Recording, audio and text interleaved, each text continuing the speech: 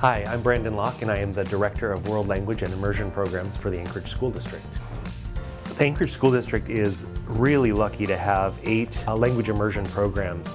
And I'll start in chronological order with Japanese, which started back in 1989.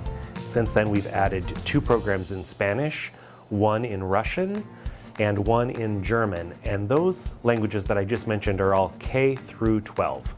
So they have an elementary component, and then they've got a middle school and a high school continuation strand. Then we have 3 newer programs that are still growing: Mandarin Chinese, which moves to middle school next year, as well as Yupik and French, both of which are still at the elementary ages and grades, and will continue on to middle and high school.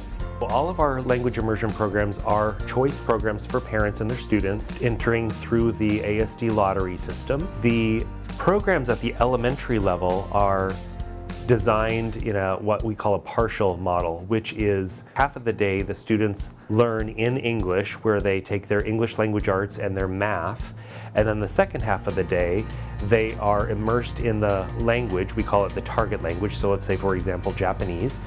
They are learning the science and the social studies of that particular grade level in Japanese with a Japanese native speaker.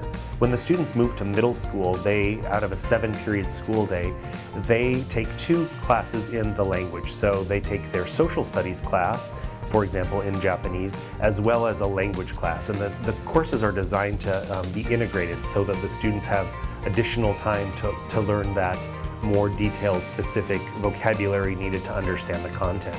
And then at the high school level, we have theme-based classes at each grade level.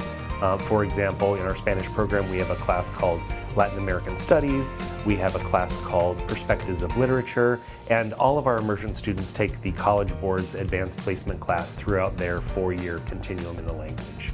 Language immersion programs have been around since the late 60s, and really they show the largest amount of growth in any other type of a language learning opportunity. So there are many benefits to learning a second language, or in some cases a third or fourth language. You know, we live in a very multicultural, multilingual world, extremely diverse, yet the United States tends to have most of its citizens as monolingual English speakers.